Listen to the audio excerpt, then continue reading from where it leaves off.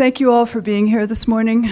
I'm Lynn DeFreitas, the Executive Director of Friends of Great Salt Lake. Welcome to our 15th biennial Great Salt Lake Issues Forum. Yeah. We've been doing this gather, a tool, a program since 1996. Obviously, it's gotten bigger and better, and you are responsible for that. So give yourselves a big hand for being a part of the answers for Great Salt Lake. Yes. Okay. You have found out that in the Granite Ballroom next door will be catering. So breaks and lunches will be in there. You're certainly welcome to hang out on the patio and eat there. There is a live streaming component of the presentations in the Granite Ballroom. And I guess everything else is pretty obvious. We all have name tags so we can figure out who we are and, make the watershed a better place.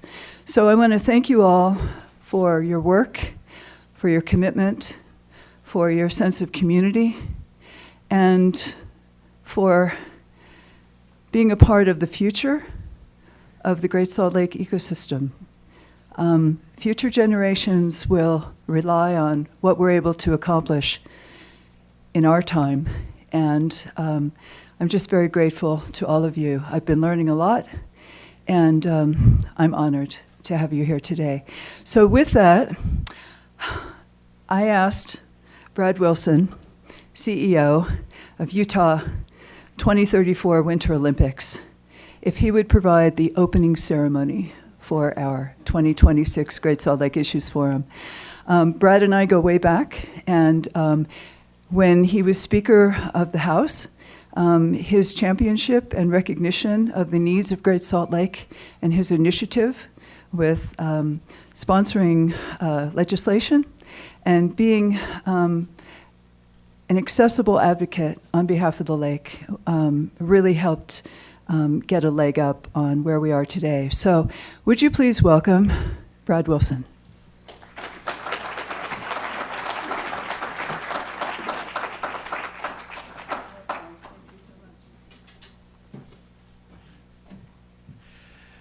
Well, thank you, Lynn. Good morning, everyone. It's great to be with you here today, and rest assured I'm not going to do a musical number or try to do any kind of athletic things up here as part of this opening ceremony, but I really am honored to be here with you today and to talk about something that I've got a tremendous amount of passion about, and I know all of you do as well.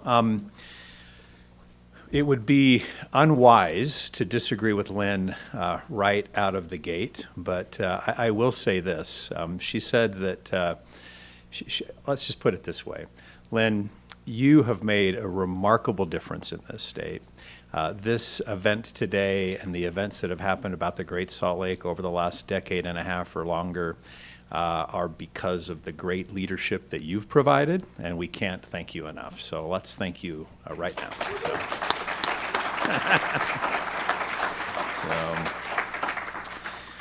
It really is great to be with you here this morning, and I have to tell you that since leaving the world of politics, which I don't miss very much if I'm being honest with you, I've spent a lot of time, most of my time, in a very different arena, which is the arena of sport. And it's been tremendously fun and interesting, and something that this state really loves is we love the Great Salt Lake, but we also love sports. So what a great thing for me to be able to be involved in.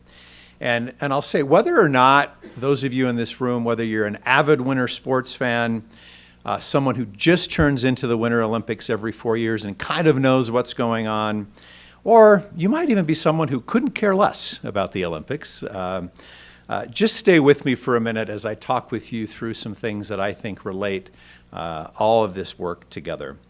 So in one of the many sports in the Winter Olympics and Paralympics, one of the sports is speed skating. And races in speed skating are always decided by mere fractions of a second.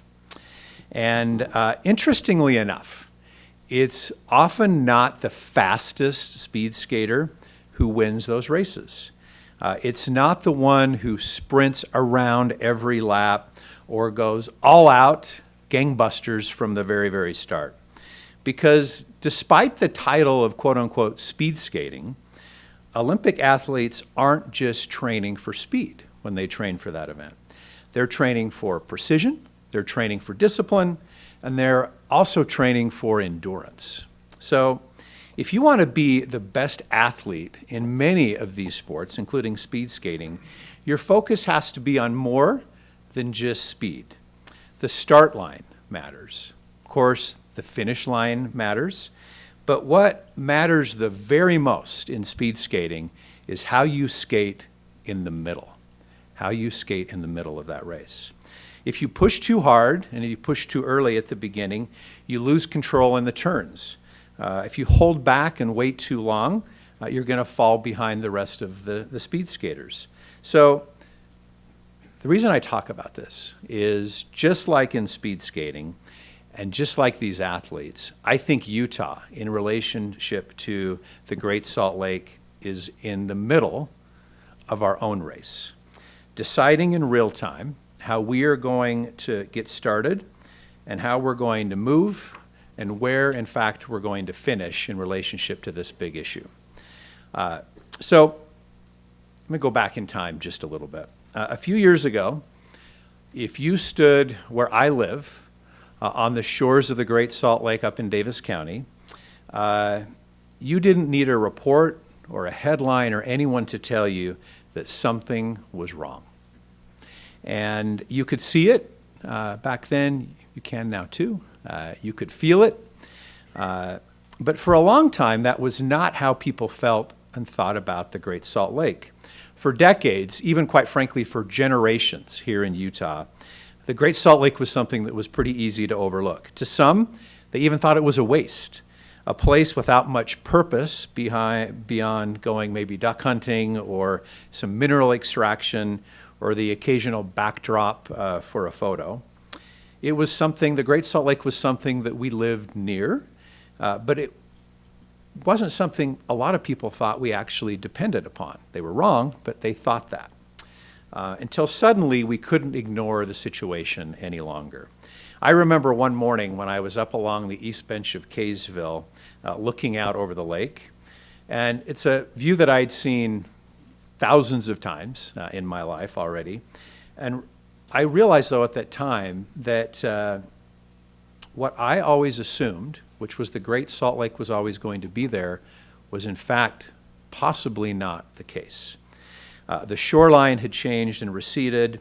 The water was no longer where it used to be. And for the first time, the issue and the worry and the concern and the threat felt very, very real. And honestly, it felt a little bit like a doomsday. What are we going to do about this existential crisis in our community? So in that moment, it became clear to me it wasn't just about the lake. It was about our air quality. It was about the ecosystem. It was about the economy. It was about our identity. But most importantly, the work we needed to lean into was about our future. And so something that many of you in this room already knew, you saw it coming long before it made the headlines. You studied it, you spoke up about it, and you kept pushing, like Lynn did and continues to do. However, that morning it also became something that was maybe personal to me because of where I lived and where I grew up and my love for this state. And as I dug into this issue with friends and colleagues, I quickly realized that we weren't just facing a water problem. In fact, what we were facing is a mindset problem. And we knew we had to act, not just by passing policy at the state capitol, but by changing how, as a community, we thought about the lake in the first place. We had to shift the narrative. And as long as this lake was seen as something that was separate from who we are, something that was optional, something that we had to balance against all the other priorities, we were never really going to solve the problem that was facing us. We needed to start recognizing that the lake is foundational to the success of this entire community, and it's foundational to the future of this state, and we need to make sure we are setting ourselves up for real change. So everyone got to work, government, business, nonprofits, everyday Utahns. The legislature made historic investments in water conservation. We worked alongside the agriculture community and ranchers to advance more efficient practices for the work that they do. We created new tools to get more water to the end of the row. Businesses stepped up, donating water shares, reducing usage, sitting at the table with policymakers and with people in this room to help start finding solutions.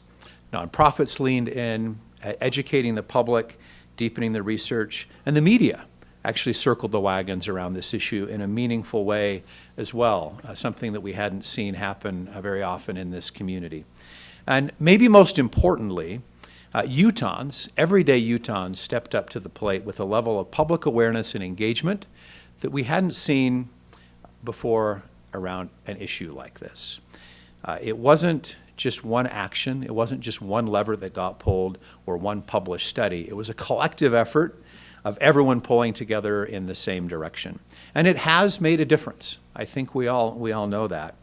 But back to my speed skating story for just a minute.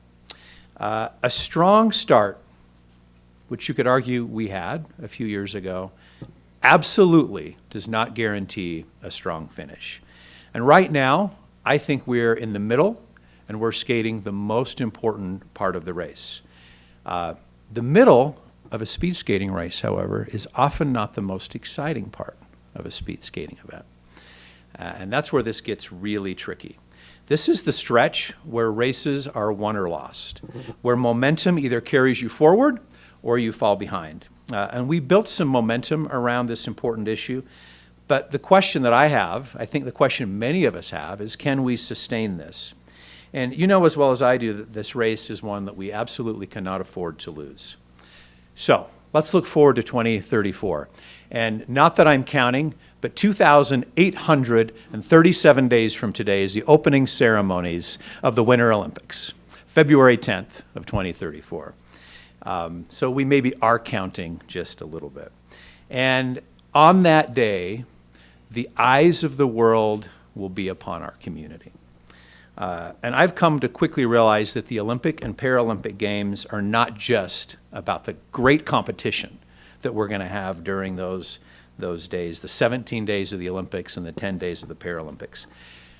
Our games are about preparation, our games are about coordination, and about long-term investment in what matters the most. You know, no one shows up to compete in the games unprepared. Years of planning go into every detail: venues, transportation, infrastructure, sustainability. Athletes, the heart of the games, train their entire lives to be on the world stage for the chance to compete. They exemplify sacrifice and commitment and determination at every literal turn that they make in their events. And that same level of intentionality that we have around planning and the athletes have in the games is exactly what we need relative to the Great Salt Lake and its future. You know, we anticipate that for our games in 2034, there are going to be 3.3 million tickets sold to events. There's going to be 4,000 Olympic and Paralympic athletes descending upon our state, and we'll have 3 billion people from around the world will watch our games from across the globe. And our games in 2034, who was here in 2002 and was part of that? Well, those were big games. These games are going to be 40% bigger than they were in 2002. Millions of people come across the country, across the world to be part of the Beehive State for our snow, for our mountains. They'll be here for our athletes in the spirit of the Olympic and Paralympic Games. But we want to make sure they see more than that. We want them to see great games, but we also want the world to see who we are. What makes Utah, Utah? So they'll see what we value, they'll see what we prioritize, and they'll also see something that I think we're all curious about: how we respond to challenges that don't have easy answers in our community. I hope the Great Salt Lake is going to be part of that story.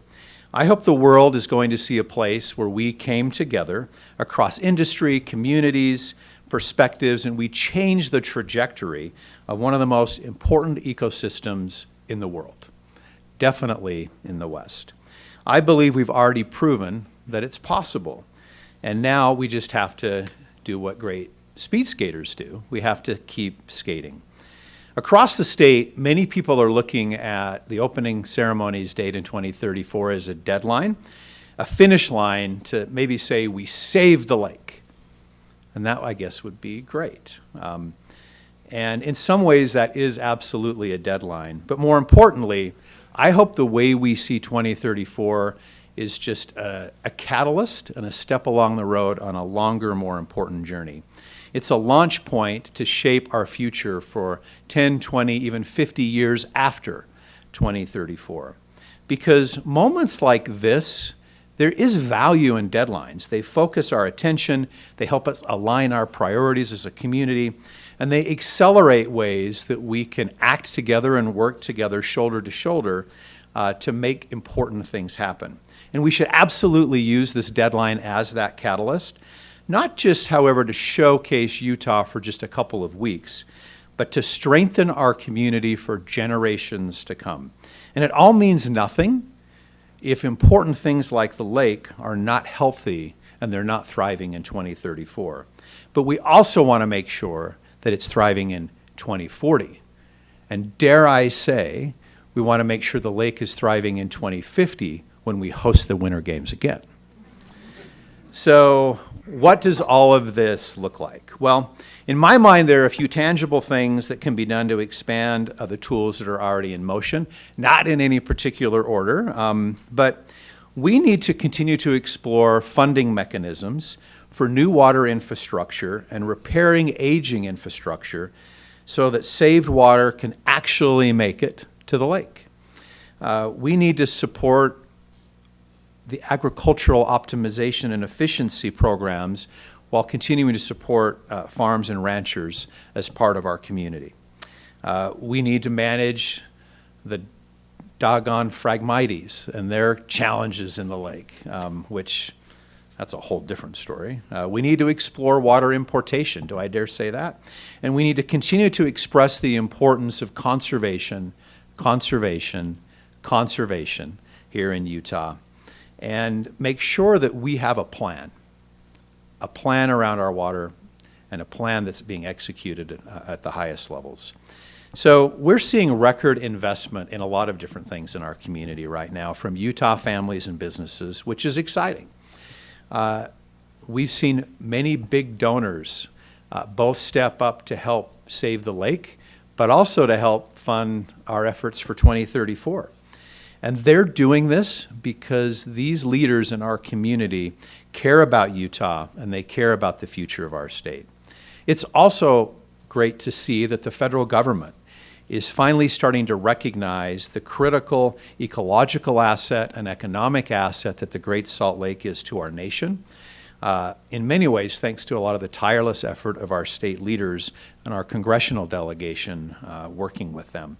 You know, interestingly, and most of you, if not all of you, know this, but most major U.S. water bodies, from the Great Lakes to the Everglades and large river ecosystems across this country, receive significant federal investment for infrastructure, for management, and for restoration.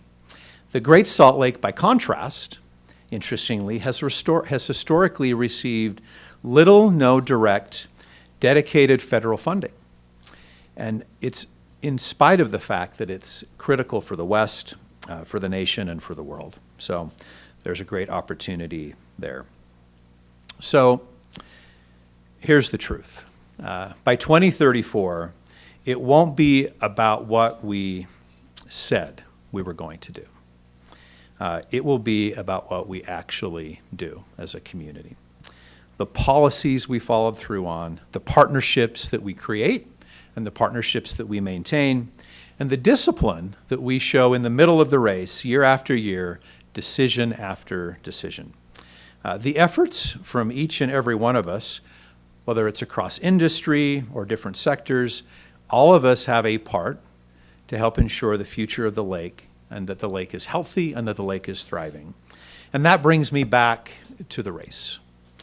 because this is where races are decided. It's not the excitement and the urgency at the start, but that's an important part. It's not the celebration at the finish line that we're talking about, but we're talking about the middle of the race. It's in these laps in the middle that don't get as much attention. It's in the moments where it would be easy to let up and where the decisions feel really small, but they really, really add up at the end in terms of what happens. So if we follow through, if we stay in this together as a community, across ideological perspectives, across experience, across different parts of our economy, we in fact can set ourselves up to win. And then years from now, when people are standing on the shores of the Great Salt Lake where I was a number of years ago, they won't just see water. They'll see the result of our choices, of people who paid attention, who made hard decisions, who stayed engaged, and who understood the fact that this wasn't about one moment. It was about a sustained effort over a long period of time. And so when the world comes and descends upon our amazing and beautiful community in 2034, they aren't just going to see the majesty of our mountains and see the great sport and competitions that we host. They will also see a healthy Great Salt Lake. And they'll know that our state knows how to win a race from beginning, middle, and in the end. Thank you.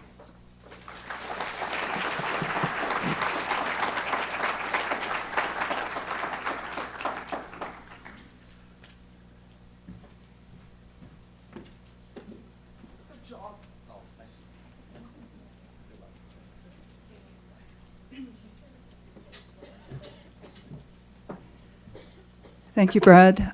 Next, we have a video from Egor Zadereev, who's the president of the International Society of Salt Lake Research.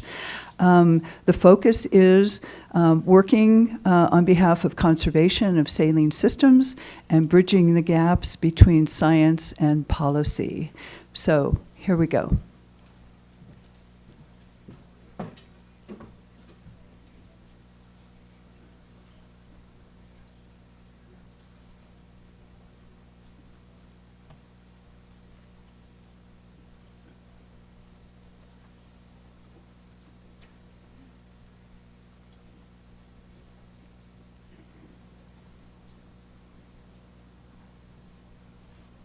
Dear,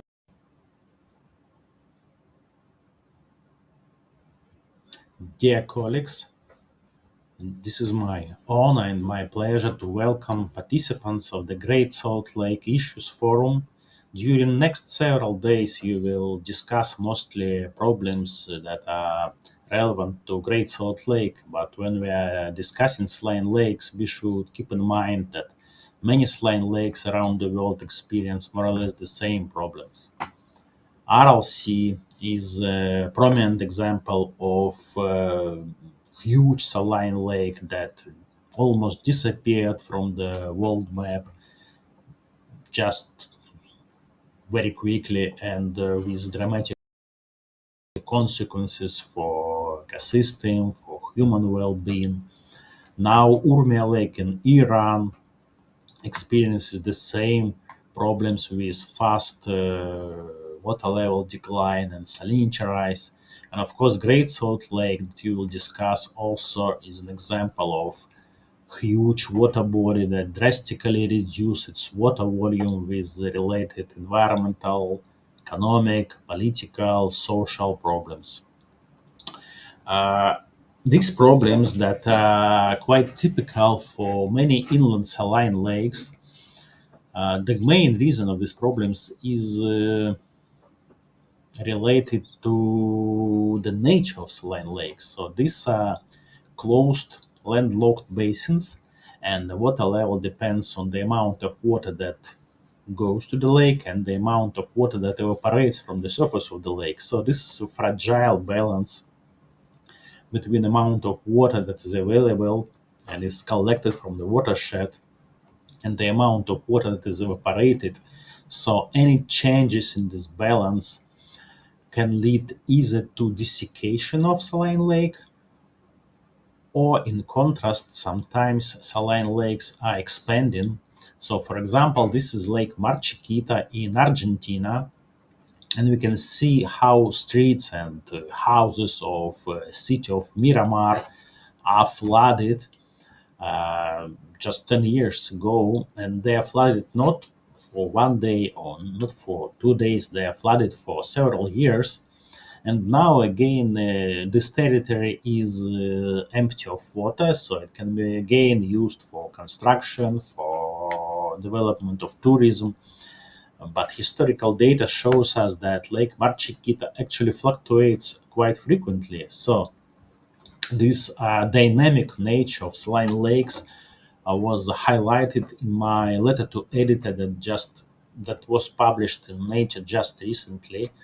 And I tried to emphasize in this letter that saline lakes in general are not stable.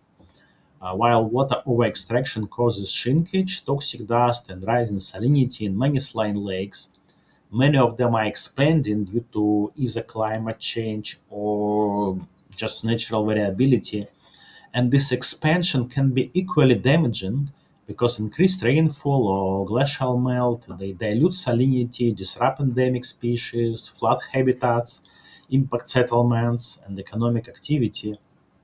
And this rapid shifts, they outpace adaptation. Communities, industries, and conservation frameworks, they struggle to keep up with these fast environmental changes. And we need management strategies that account for this dynamic nature of saline lakes. Well, as it was told, I'm representing the International Society for Salt Lake Research, and the society was founded in 1994. And somehow this is not classical scientific society because members of the society are not only scientists but also those that are focused on conservation and management of saline lakes. And the board of directors of the society is truly international. So this is a new board that was elected for the 3 years, and you can see that representatives of Russia, China, United States, Australia, Spain, Turkey, and Hungary, and all this country actually they have saline lakes. These saline lakes are quite different in size and ionic composition. They face different problems, and the International Society for Salt Lake Research gather people that are focused on saline lakes, on studying of saline lakes, management, and conservation. Every 3 years, International Society for Salt Lake Research organizes international conferences. The next conference of the society will be organized next year in China, and you're welcome to join us. And after each conference, society publishes special issue of international scientific journal with the selected papers. And I tried to analyze those papers from all special issues published from 1979 to 2024. And there are some research trends that can be identified. So there is a shift in biological and ecological studies from the concept of critical salinity towards studying functional ecosystem restructuring. There are quite a lot of studies analyzing cascade effects in food web structure under changing salinity and investigating alternative stable states. The study of ion composition and influence of this composition on carbon biochemistry. Now we see studies that are trying to assess ecosystem services provided by saline lakes and the development of predictive models. The resource potential of saline lakes that can be quite different from mineral to balneological are also actively studied. And it's interesting that freshwater salinization as a worldwide threat bridges the gap between freshwater and saline lake science. Well, science is important. Scientists trying to dig every peculiar response of food web or specific species on the variation of salinity. They're trying to understand how, for example, microbial communities are organized. But when we are talking about real world and problems that are typical for saline lakes, this variability of water level quite often happens very quickly. And the solutions that we need, solutions that are expected by policymakers, by local communities, they should be quick, fast, and reliable. So that is why it's very important to bridge this gap between science and real world. And just half a year ago, we organized a special session, the conservation of saline lakes and wetlands and solutions for a sustainable and resilient transition. The session was organized during the World Conservation Congress, and this USN Congress is most probably one of the biggest international events focused on the conservation of nature. And the objectives of our session were to highlight the role of saline lakes in resilient conservation, to promote nature-positive approaches, and to foster global collaboration. Before the Congress, we organized online survey among members of the International Society for Salt Lake Research, and we asked members several questions. The first question was, how would you rank the following threats to saline lakes in terms of their urgency? And as you can see, there is no clear dominance of either of threats. Yes, direct water diversion or extraction is at the first place, but climate change, pollution, habitat fragmentation, or biological resource overexploitation, they are quite close. We cannot say that there is a threat that most urgent for saline lakes all over the world, because in different countries, in different regions, we can have different threats that can be more urgent for saline lakes. And the next question was, what are the most significant barriers to implementing effective conservation strategies for saline lakes? And here we have clear leader. The most significant barrier to effective conservation was identified as a lack of political will and governance, with conflicts between water users at the second place and insufficient funding and economic incentives at the third place. Well, and the third question actually gave us a bit surprising response. We asked which strategies hold the most promise for creating sustainable nature-positive economies around saline lakes. And the most promising strategy was ranked as scientific research and monitoring programs. And somehow, at least from my point of view, this is a critical disconnect. While the primary barrier is political, the proposed primary solution was scientific. So there is a gap between scientific understanding and its translation into policy and effective on-the-ground action. And during this special session, we had a 1.5 hour debate between participants of the Congress and our invited speakers. And the first question we asked was, in the face of competing water demands, what are the most significant barriers to allocating water for ecological needs, and what strategies can overcome them? And I will cite several responses to this question. And the first response was from Dr. Faith Coleman from Australia. She is also a member of the International Society for Salt Lake Research. And she illustrated a cautionary tale where water trading schemes designed for efficiency inadvertently led to less water for the environment.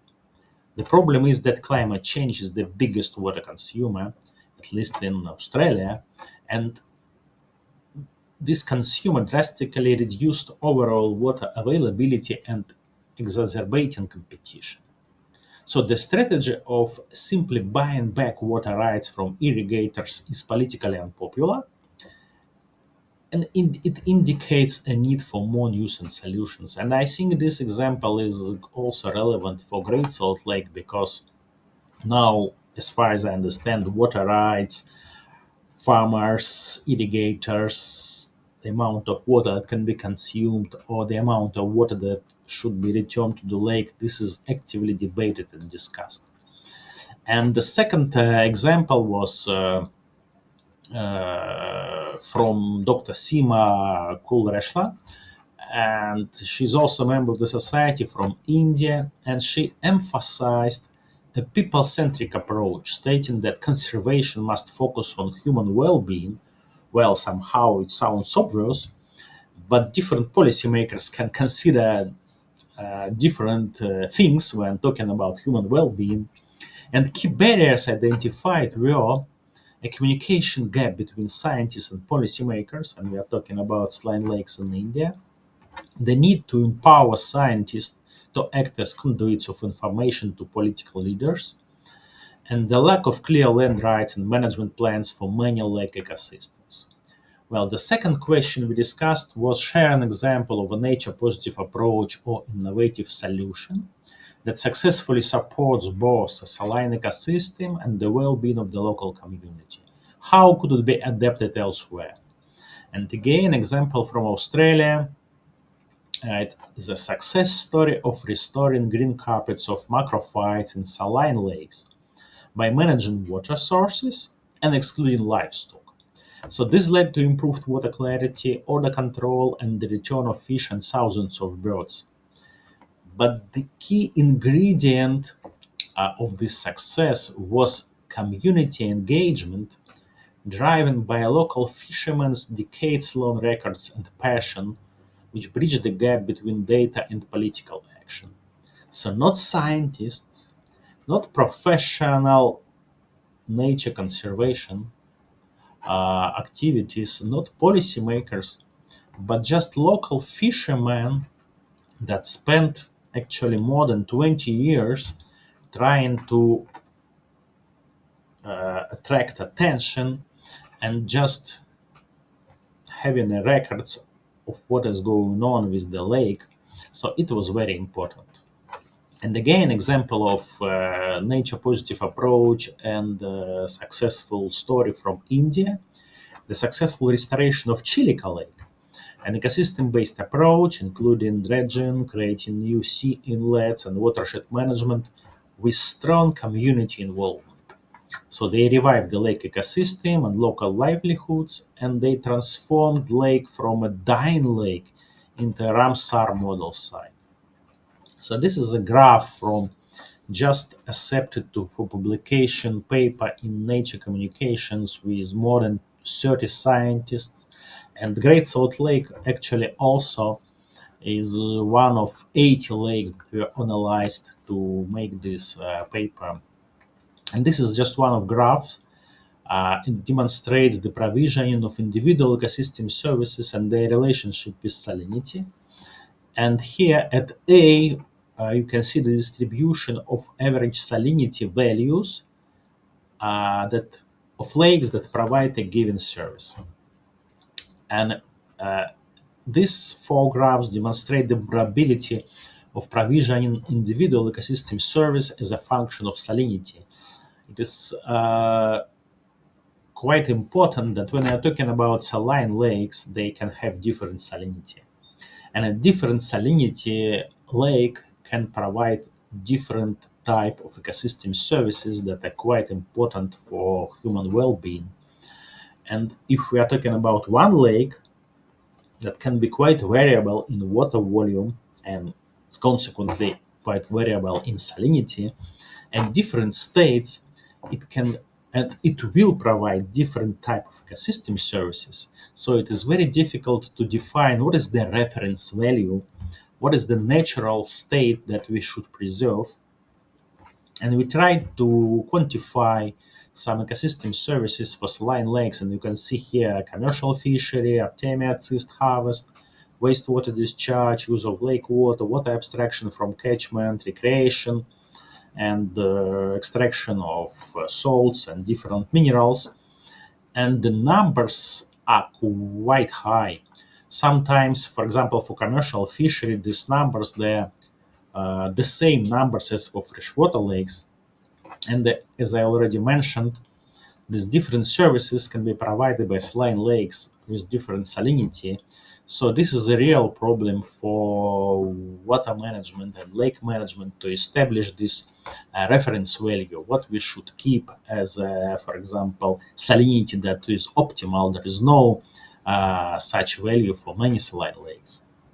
During our session, we asked participants to share one word or a short phrase that represents a key ingredient for successfully conserving saline lakes. And here are some highlights: listening to the landscape and the community, a vision of what was lost and can be regained, community awareness and involvement, incentives for stakeholders, and enthusiasm to drive long-term efforts. As you remember, an example of local fisherman in Australia who spent more than 20 years just with his persistent records and attempts to attract attention of local community and policymakers.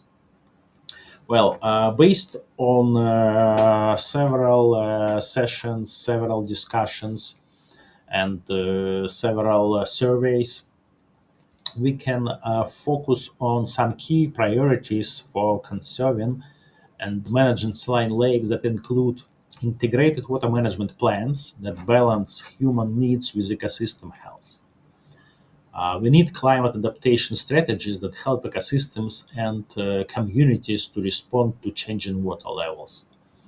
We need improved monitoring and research to track hydrological and ecological change, and this monitoring in case of saline lakes should be really long-term and without interruptions. What is important is a meaningful community involvement that incorporates local knowledge into decision making. And global cooperation across borders, as many saline lake systems transcend national boundaries. And I would like to finish with the path ahead for saline ecosystem study and conservation, and I would like to highlight several points. First, we have global commonalities. The problems that saline lakes are facing, for example, Urmia Lake in Iran and Great Salt Lake in the United States, they are strikingly similar across different political and economic systems, so we need a unified global response. It was also discussed at several sessions that we need to focus on manageable systems. So this is a strategic shift. Of course, large iconic lakes, they capture media attention, but smaller and medium-sized saline ecosystems, they often present more tractable opportunities for successful restoration. And these lighthouse projects can demonstrate success and build momentum. So even for Great Salt Lake, we can eat this huge pie by pieces, so we can focus on some really traceable projects or traceable parts of the lake or traceable problems that can be solved to demonstrate that our efforts, even they're long term, they can bring some results in relatively short term. This is very important both for policymakers and for local communities. And also we have to broaden the scope, because not only inland saline lakes, but the entire spectrum of saline ecosystems, including coastal lagoons, saline wetlands, salinas, they're all at the front line of climate change. And the sea level rise and changes in human activities, they all bring problems to these systems that depend on the amount of water and the amount of dissolved salts. And this amount of dissolved salts can be, from the one side, beneficial for our well-being, but sometimes they can cause problem when the lake, for example, disappear. So I wish all participants of the Great Salt Lake Issues Forum success. I wish you successful discussions and fruitful discussions.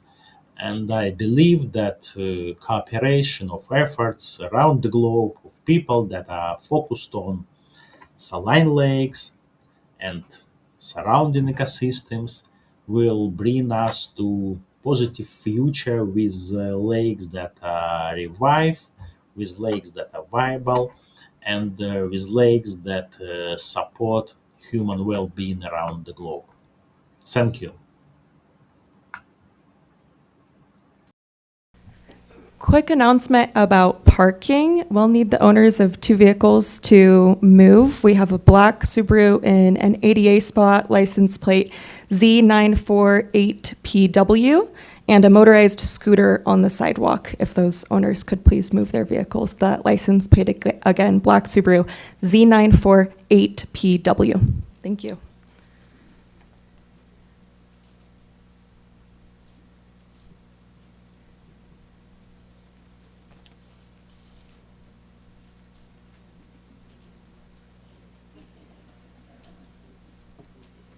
Does that presenter do work for you? Okay, there's a clicker too if you'd like. Thank you. Good morning. My name is Anna McEntire. I'm the managing director of the Janet Quinney Lawson Institute for Land, Water, and Air at Utah State University, and I'm here as a member and co-chair of the Great Salt Lake Strike Team. I'm eager to share with you a little bit about our 2026 report that we shared in January. To get started, I actually want to jump into this right away with a graphic that's included on the first page of our report. It's a highly truncated version of some of the work that I have done as part of my dissertation, identifying groups and programs and organizations that have been involved in Great Salt Lake issues over the past several years. And I'd like to just reiterate a little bit of what both Brad and Egor talked about when it comes to building a community, creating a community, sustaining a community around lake recovery.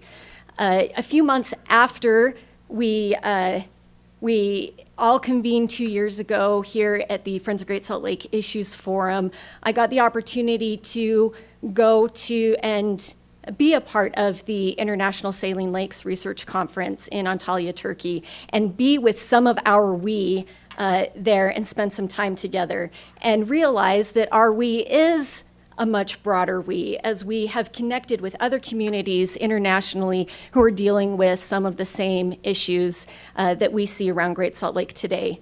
I actually got to spend some time with Egor Zadereev at the conference and understand his perspectives and his challenges where he's been from before. He is a kind and great leader of this organization and has a sense of humor. They awarded me an oral presentation award, which is called a Young Scientist Award. And he kind of laughed because he's like, well, you're not really young, not really a scientist, but you can have it anyway.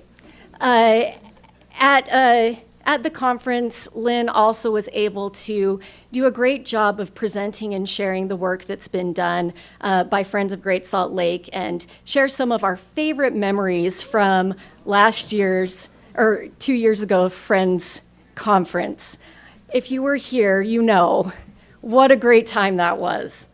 But one thing I do want to amplify, something that Brad mentioned that I think needs to be amplified again, is one of the reasons we have this beehive, this network, all of these cells of people who are doing things, I strongly believe, and my research bears out, is because of one of these cells, and that's the Friends of Great Salt Lake. I think that so many of us are here and connected because of the work that they do.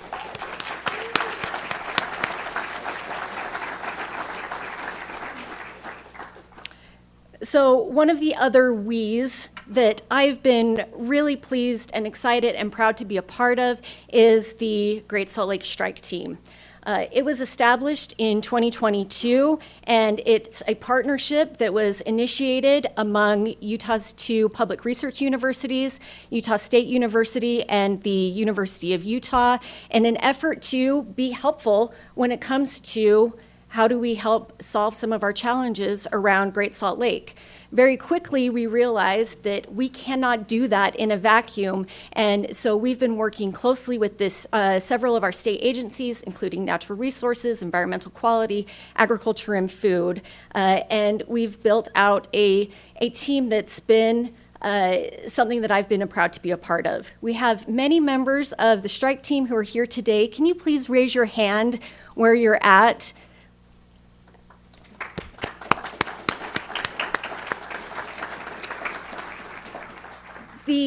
You are going to hear from, I think, 11 or 12 of us throughout the course of the next few days. And the idea is that you'll see some of these graphs, data, messages repeated, and that's by design.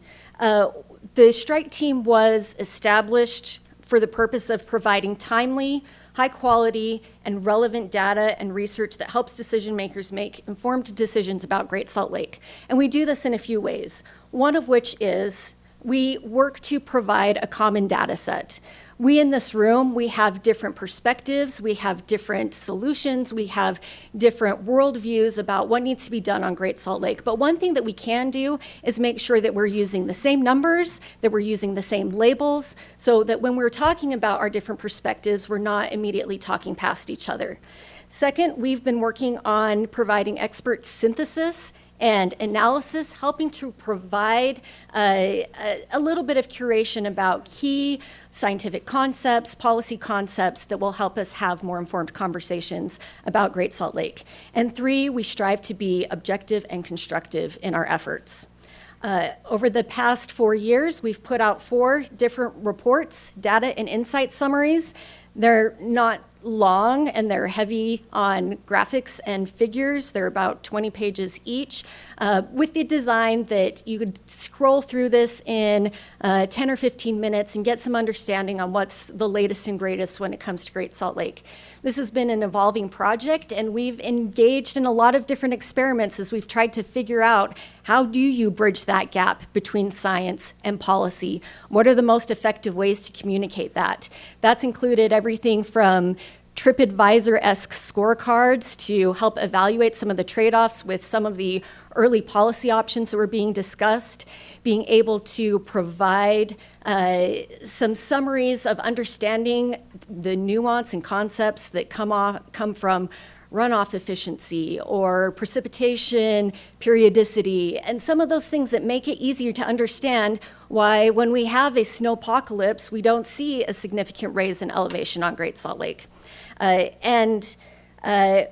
We have released our most recent report in January of 2026. If you search Great Salt Lake Strike Team, it shouldn't be that hard to find the report. There's a QR code here that has that report. I don't think that there's much that I will share from this report that is news to anybody. It's my hope that this is a review.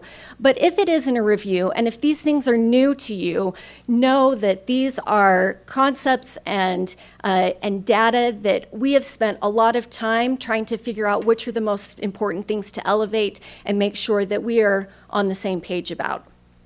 One theme of data that's been in the report is making sure that we have a clear understanding of where we've been. I think that we'll probably see this graph and this chart up many, many times over the next few days. It's what most of us view as the key vital statistic of Great Salt Lake, which is its elevation on the south arm.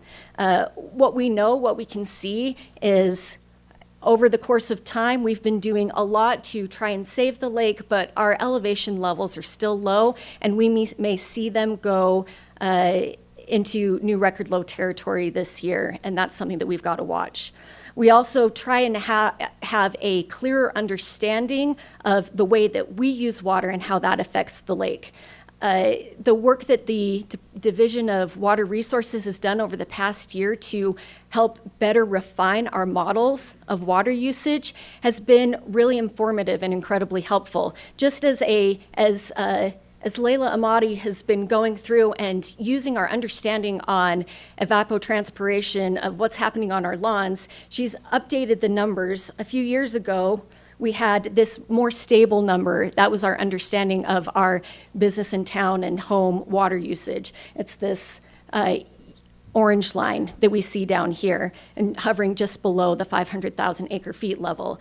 The more that we know about the depletion of our grass and yards, we've updated those numbers, and you can see this slightly creeping up line, the orange line of our M&I water usage, and seeing that we're using a bit more, and more importantly, we know a little bit more about how that water is being depleted, and that is not so much our indoor water usage, but by far and large our outdoor water usage. So when we're talking about landscape conversion, watering less, we have a better understanding of how the actions that we make can make a difference.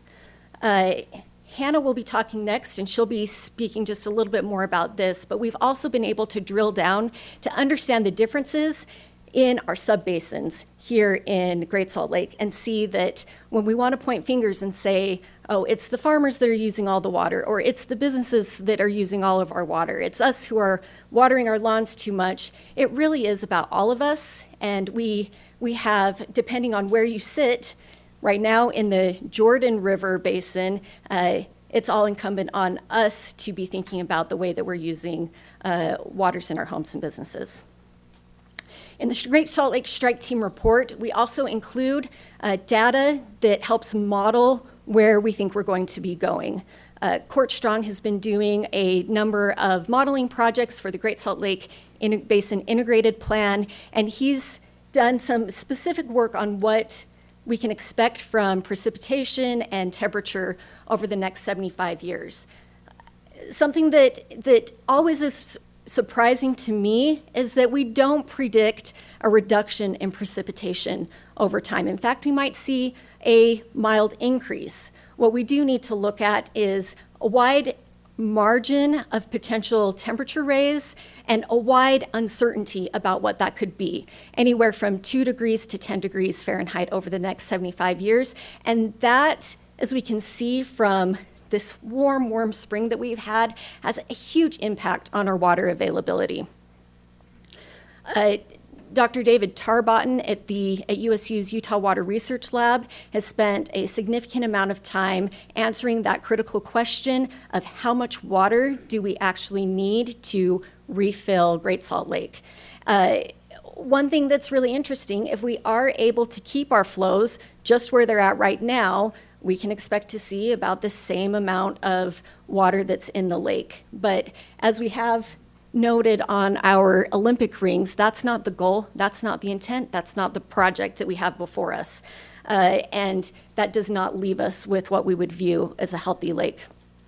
By adding 250,000 acre feet of additional delivered water to Great Salt Lake, we can see an incremental improvement over the next several years on lake level. And if we are able to accomplish the monumental task of delivering an additional 800,000 acre feet of water to Great Salt Lake, that's when we can start to see a full recovery of the lake over time. One thing that I found really interesting about these models when David shared them with the strike team is that the improvements that we see are pretty fast over time, and it really takes that last 20 years to get that last foot of where we want to be. We also discuss in Strike Team report about a little bit of review, evaluation of what has been done. And that's the theme of this conference is where are we at? Where are we? What does that look like? We've done a little bit of summary overview of the type of work that's been done by our policymakers to change laws and code and programs that are helpful to Great Salt Lake in a number of different areas. And then we talk a little bit about where we see those improvements. One of which I think is maybe one of the most important stories between 2024 and now, is the adaptive management of the causeway berm. Because what that has done is that has taken lake elevation, which we view as a vital sign of lake health, and decoupled it from lake salinity, which maybe is the true vital sign of lake health. And those have essentially become decoupled. So even though this summer we're looking at low lake levels yet again, we are not in the same place that we were in 2021 when we were threatened with ecological collapse, because salinity will be able to be managed. And we'll hear more about that in this conference. Additionally, we have a better understanding of how we use our water. We do know that our municipal and industrial water use is growing, but we also know that as our population is growing, that per capita use has gone down. So each individual human uses less water. That number is going to have to continue to go down. That trend line will have to continue to be less and less per person, but we are moving towards the right track generally. And then finally, we have seen this increase in water that has been dedicated and delivered to Great Salt Lake.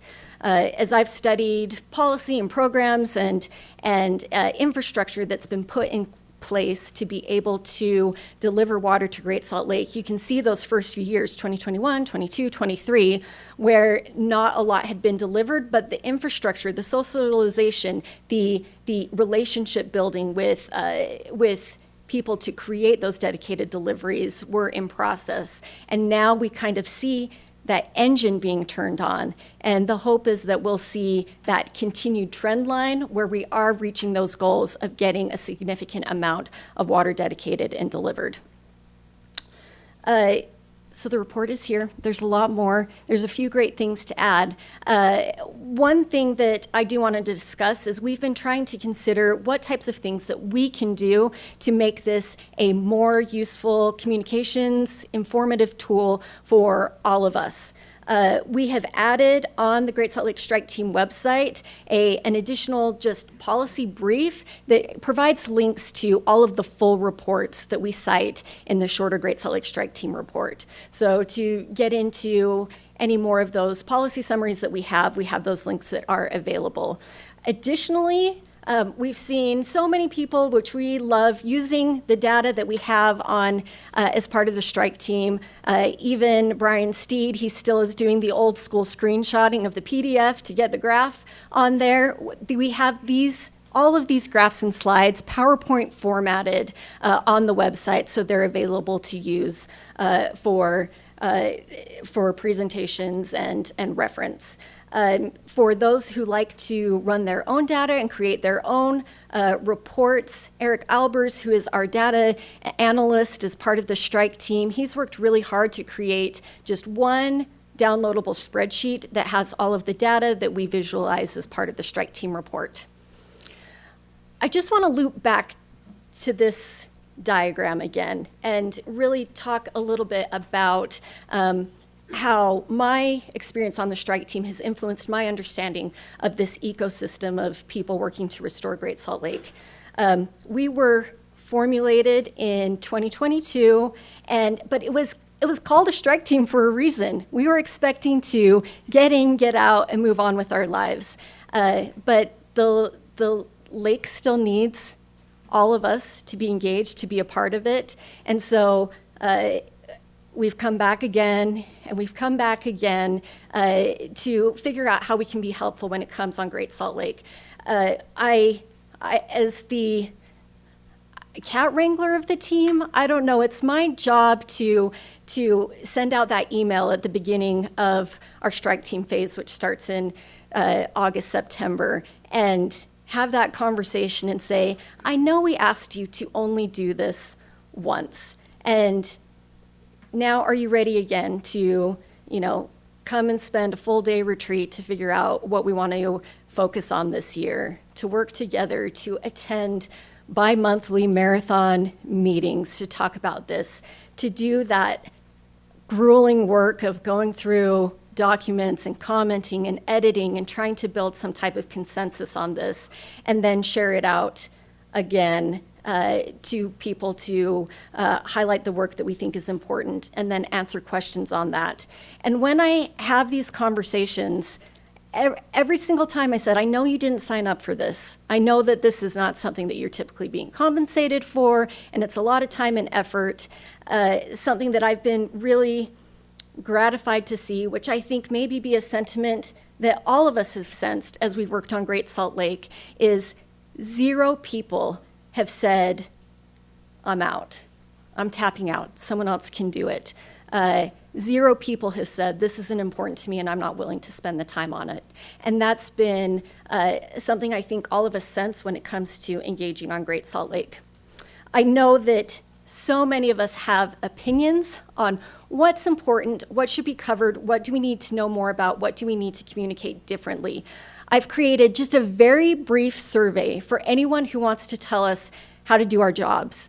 There's no required fields. You don't have to say who you are when you fill it out, but I've got this QR code right here. And if you have strong opinions about what should be in our 2027 Data and Insights Summary, we'll start talking about it in the later part of summer to release in January 2027. I would love to hear from you, and I may have enough time for questions to you can declare it in this as well. But I would just end, this was, I defended my dissertation last year, and lots of it was on how people engage on Great Salt Lake.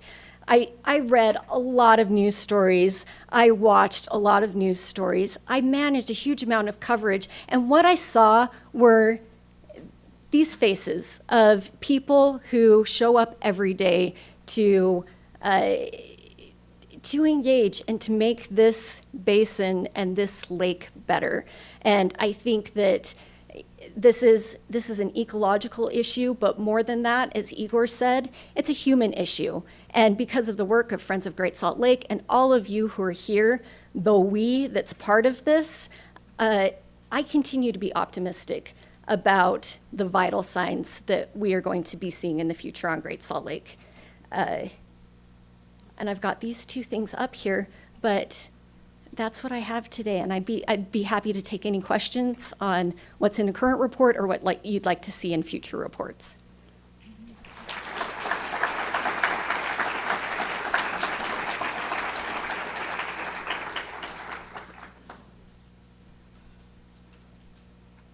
Yes.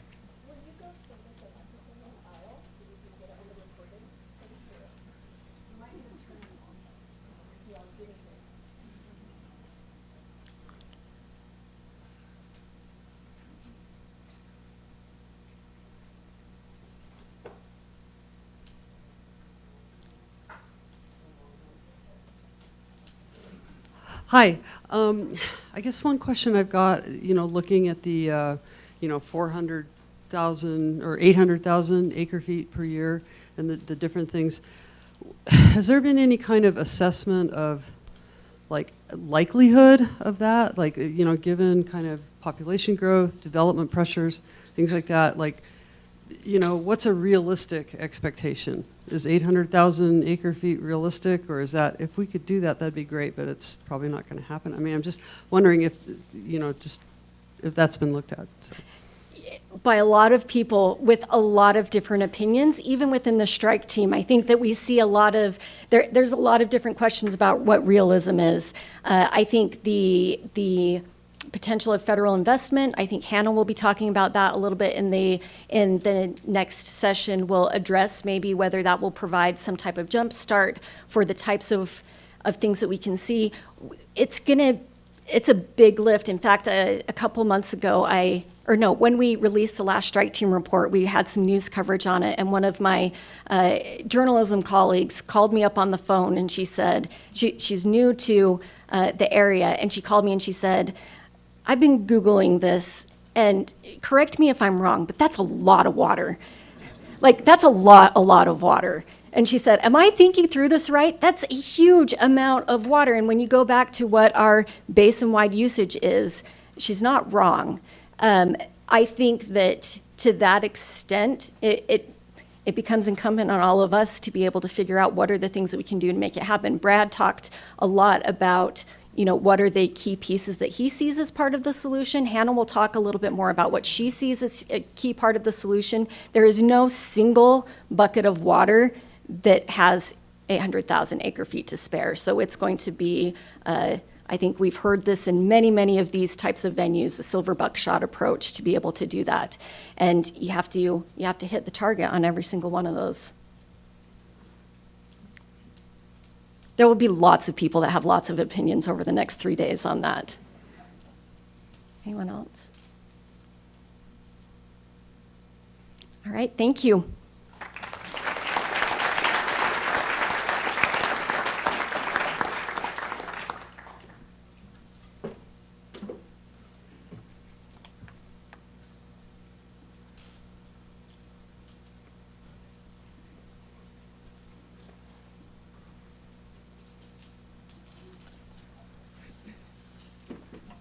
Does that presenter view work for you? Perfect. And there's a clicker if you'd like. Thank you so much.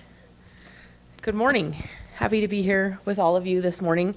What a great event to be at.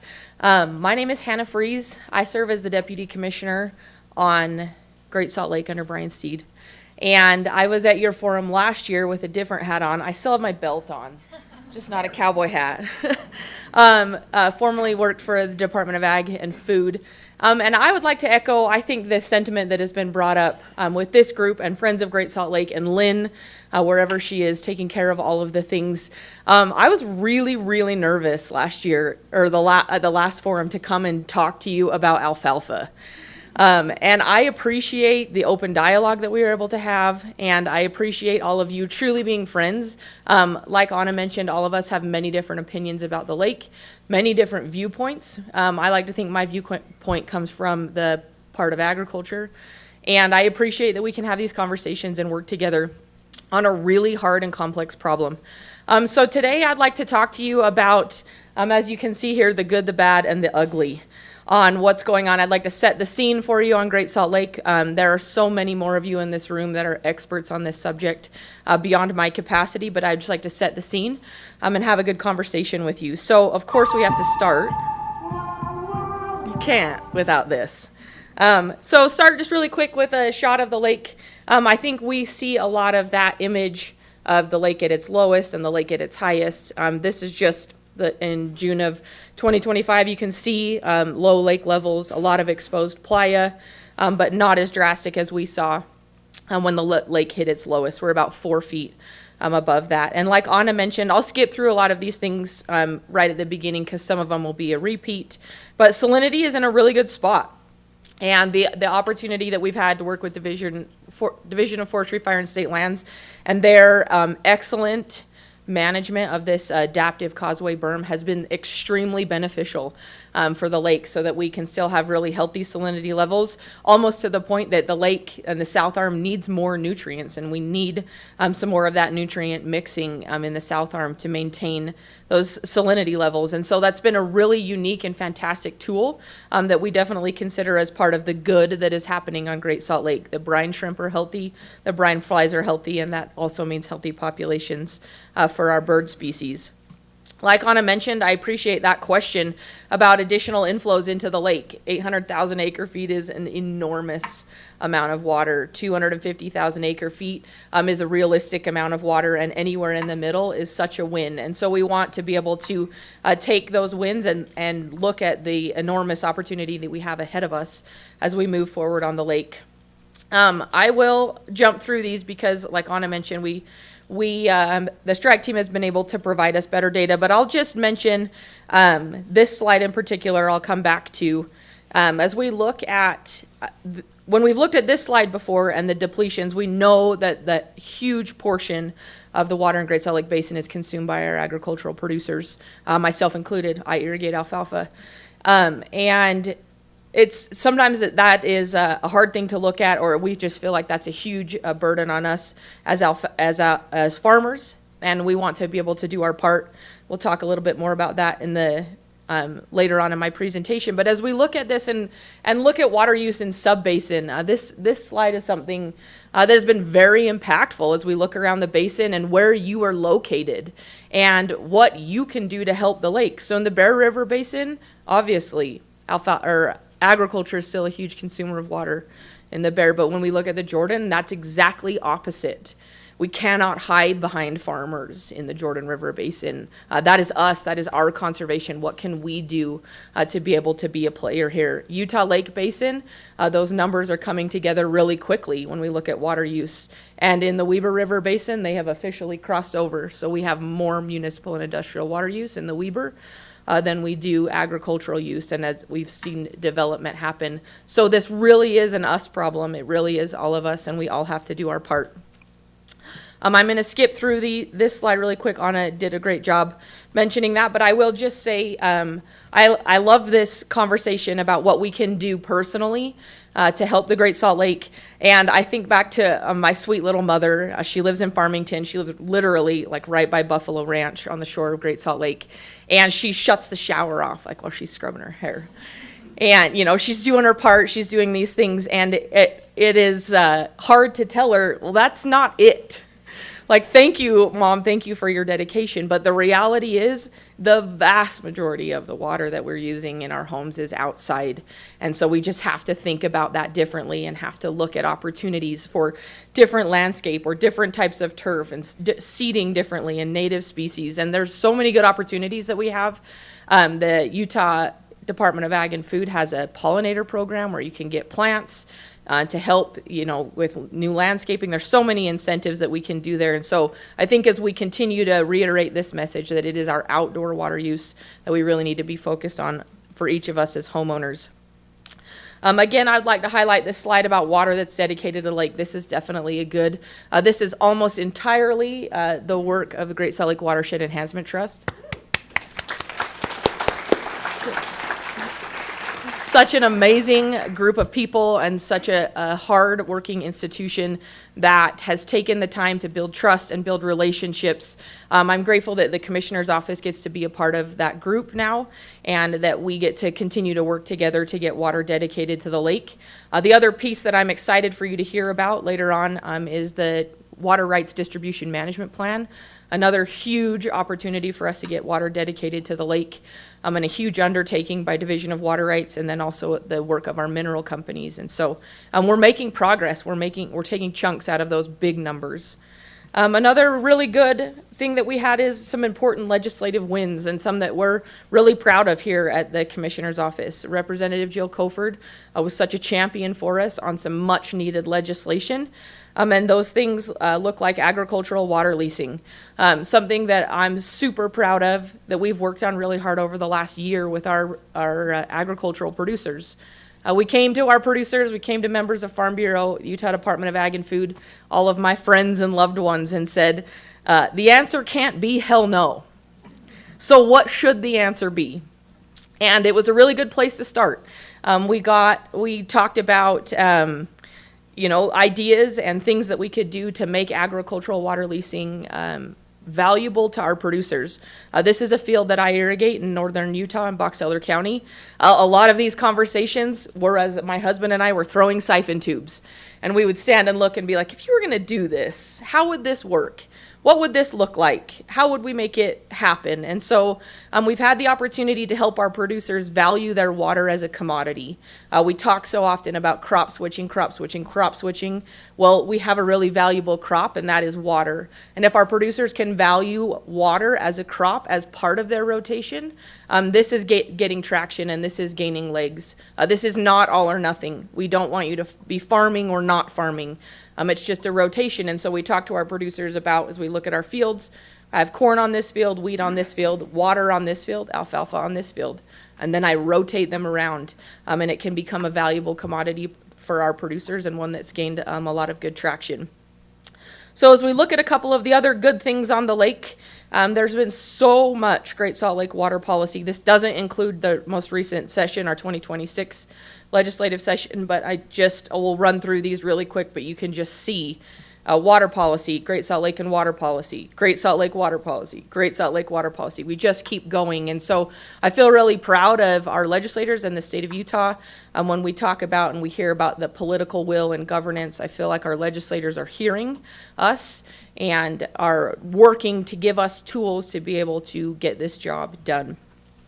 The other thing that was not on my bingo card was heightened public awareness and heightened public attention. And so, as many of you know, Governor Cox had the opportunity to meet with President Trump. And during that meeting, President Trump posted on Truth Social about saving the lake and has again posted since.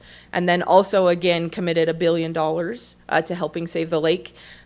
You get me today because Commissioner Steed has practically been living in Washington, D.C., trying to land that plane on behalf of the state of Utah, and we appreciate his efforts to be able to make that $1 billion a reality. That would be such a huge shot in the arm for us as we move forward on our Great Salt Lake efforts.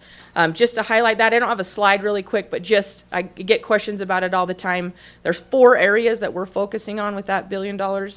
Infrastructure, so what engineered projects that we can do. Those look like things from the strike team report, like reconnecting hydrology from the Newfoundland Basin to the lake. We're looking at ag water leasing and ag optimization as another bucket of funding. Ecosystem and habitat restoration, that would include the sale of the Bear River Migratory Bird Refuge to finalize that land dispute, and also continued work on Phragmites. And then we want to use the final bucket as municipal and industrial conservation, and continue the efforts that we have going on there. So those are the good things happening. So now we come to the bad. You're welcome. So the Great Salt Lake levels remain low. This was as of yesterday, 4192.2. We're just shy of 4 feet above the lowest recorded level on Great Salt Lake. Additionally, all of our stream flows are in a long-term decline in the lake. I appreciated Egor's presentation about climate change, and it's something that we definitely need to be aware of. So we just see decreasing stream flows. This is on the Bear, and on the Weber, you can see the spikes when we have our big water years, also on the Jordan. But overall, the trend is down, and temperatures have been increasing. What that means specifically for Great Salt Lake, as you all know, is increased evaporation off of the lake. And so the more full we get the lake, the more water it takes to fill the lake as it spreads out, and the more that it evaporates. I always like to describe it as a big giant puddle, so not very deep at all. With that, also as part of the bad becomes lower lake levels, and we have exposed playa. I know you'll hear from Dr. Perry during this session about all of the impacts of that exposed playa and dust mitigation. This was a picture Commissioner Steed took last summer. This is the end of the Bear River, and as you can see, there is no river. It just ends out on the playa of Great Salt Lake. It doesn't even connect to the wetted body. And then here's a picture last summer of the Jordan River running through Farmington Bay. So much exposed playa that is drying out and creating dust concerns. Also, as part of the bad, we have lower lake levels have impacted ecological functions. So all the bumps you can see out in the water are the microbialites, so important for the ecological functions of the lake to keep those covered and keep those wet. And as they're exposed, they can die off. Also, we're very in tune and very aware of the ESA listing petition that moved forward for the Wilson's fallow rope. That, as it's going into a full review for what that petition looks like. Those things are real, and those things are things that we need to be aware of, and things that we are working very hard. We have a core team and a lot of dollars towards avoiding an ESA listing so that we can keep those federal listings in-house and do those types of mitigation the Utah way. And then also, as you all know, we're in current litigation. Litigation is real on the lake and under our public trust lawsuit that we are in the middle of. And so then we have the ugly. Hope you're all getting really depressed. This is no shock. Dry conditions have returned to the whole state of Utah. We're in extreme drought in about 2/3 of the state, moderate drought in the rest of the state. And this was also the year of the NOPAC. Just absolutely terrible precipitation. So things are getting really ugly out there. And like I mentioned, that dust mitigation is very expensive. And also so is litigation. Those costs are very real to the state. And so we are working towards good solutions on those.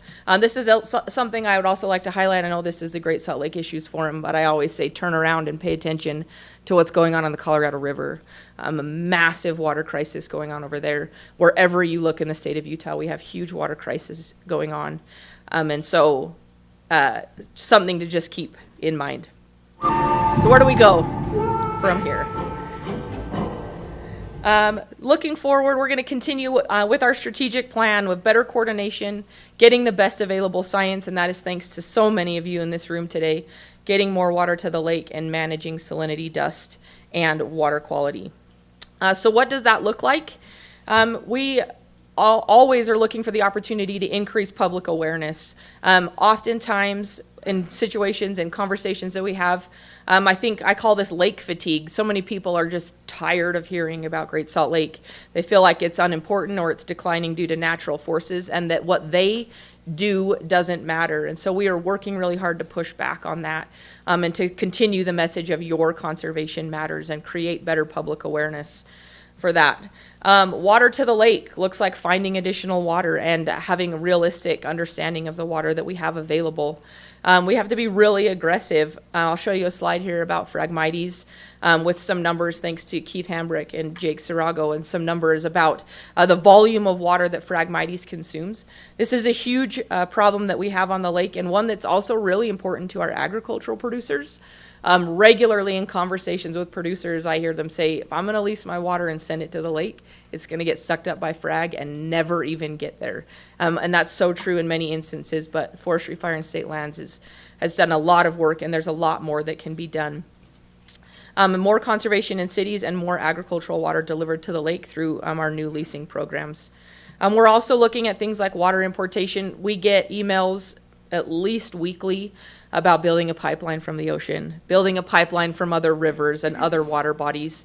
Those are suggestions that we hear all the time. But water augmentation that we are doing is looking at restoring natural flows, and then also we have a very robust cloud seeding program. So when we look and talk about Phragmites a little bit more in detail, there is still an estimated 40 to 55,000 acres of Phragmites around the Great Salt Lake, and an estimated 14,000 acres of frag in the surrounding wetlands and upstream of the lake. 1 acre of Phragmites consumes about 4.4 acre feet of water per year, which is more than alfalfa. I'll just say it. And so what we could do is, if we could continue to work, and we will continue to work on the removal of Phragmites, that could save 80 to 100,000 acre feet of water a year, with the caveat that if it's not Phragmites, then what will be growing, and probably something like an inland saltgrass, which will still consume water. And so, but it's about half of the water that Phragmites will consume. So this is a huge bucket. When we talk about that $1 billion, this is definitely a highlight of where we want to focus those efforts to continue those good efforts of Phragmites along the lake, or Phragmites removal along the lake. More municipal and industrial conservation is how we can get more water to the lake. Looking at tiered water rates and reductions in watering and turf. This is a graphic that came from a previous strike team report that just visualizes or shows visually what it looks like when people water their grass for what it actually needs, what they think it needs, and then, actual water, the actual watering is in red. When we install meters, that's watering that happens when people have more informed information and we meter water use. And then the gray bars are what the grass actually needs, or what turf actually needs. So in each case, in the Wasatch Front, Wasatch Back, and the St. George area, just in general, if we're looking at our lawn and thinking it needs a drink, we're probably overwatering it by double. And that can just be a huge water savings as we continue to install meters and have more municipal conservation. And then we have the opportunity in this last legislative session to make water transactions better. We can lease water rights, like I talked about, valuing water as a commodity, and then looking at saved water from agricultural optimization. I think ag optimization takes a really hard beat a lot of times. There's a lot of negative talk about ag optimization, but it was such a great first step for our agricultural producers to have more and better upgraded irrigation infrastructure, that then they can have more flexibility to look at things like leasing water to the lake, and we are seeing that happen. We have better policy tools, and so our state engineer, we got to work very closely with her to create dedicated water amendments. So essentially, if you're interested in leasing your water to the Great Salt Lake, it goes to the front of the line with our Division of Water Rights, who are swamped with so many water change applications anyway, but she will then prioritize those change applications so that we can get them done quicker. We need to be able to move water and make water decisions, oftentimes based on the weather or the hydrology or the lack of hydrology, like we saw this year. And so that's such a great tool that we're very excited to implement with dedicated water, and then to be able to have, as part of the agricultural water leasing program, the state dedicated $2.75 million ongoing, so that we can have a permanent source of funding, and again, something that our producers can value their water as a commodity and count on it as part of their crop rotation. So good things are happening. I feel like we're going in a good direction and making good progress on the lake, and I will just conclude with our favorite saying that we are all in this together. And we appreciate all of you being in this with us, and it is going to take all of us, all of our perspectives, all of our opinions, and all of our ideas to be able to get this thing done. So I'd be happy to take any questions.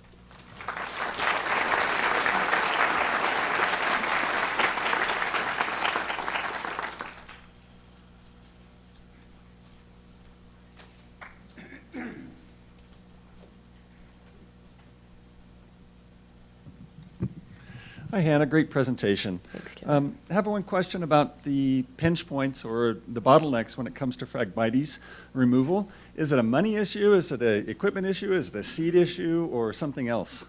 Thank you. That's such a great question, and I should call Keith up here to answer that, but I won't do that. I'll take a shot at it.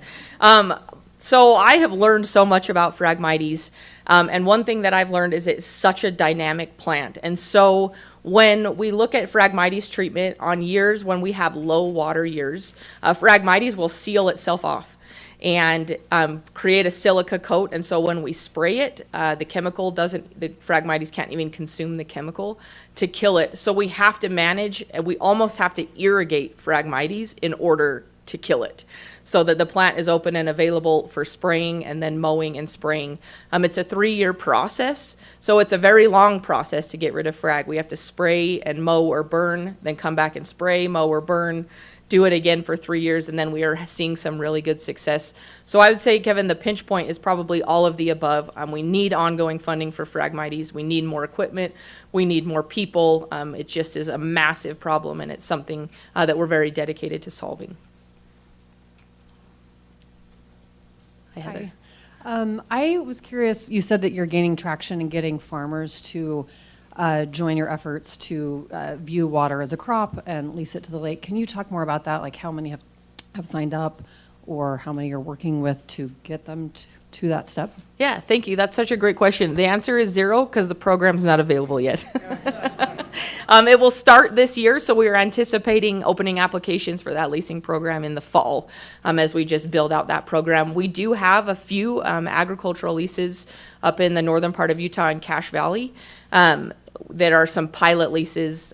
We have eight irrigation companies that have agreed to lease with us. And it's a really interesting dynamic where we can work with our irrigation companies, and then they give us access to their shareholders as well. So it's been a really cool learning process. We appreciate those companies piloting some of that with us. Kind of a follow-up to that, I'm curious, you mentioned the Colorado River as well. There's multiple issues. I feel like the Great Salt Lake has a lot more political will behind it than the Colorado River. Are these agricultural efforts that you're making going to be available statewide, or are you starting in the Great Salt Lake Basin and hoping to grow? Yeah, thank you. Currently, they are available in the Great Salt Lake Basin. However, the Colorado River Authority of Utah has its own leasing program called Demand Management. We work really closely together to make those programs mirror each other so that there's no confusion or competing interests. So we try to work really closely on those two programs. Okay, thank you so much. Oh, are you coming up? Oh, okay, come on. Sorry. Thanks. Do you have buy-in from other states that the Bear River goes through for helping with the lake? That's a very loaded question. Some. I think when we meet with the Bear River Commission specifically, those commissioners are aligned and understand the importance of Great Salt Lake, but maybe not widespread buy-in. And one more question, sorry. Has anyone studied the water pathways of the farms and stuff on the north end of the lake, and where that water ends up, and what those pathways are? I don't know about studied. We're working with Utah State to do like an inflows analysis on not the major tributaries, but on some of all of those other inflows to get an idea of what they are, where they are, and how we can protect them. So, Thank you, Hannah. thank you. All right, thank you so much. I appreciate it.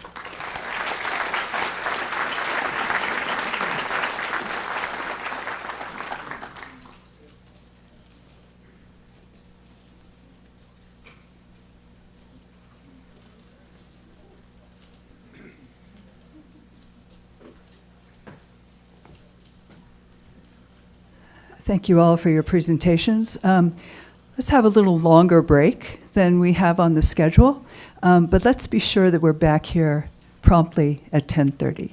Okay? Thank you.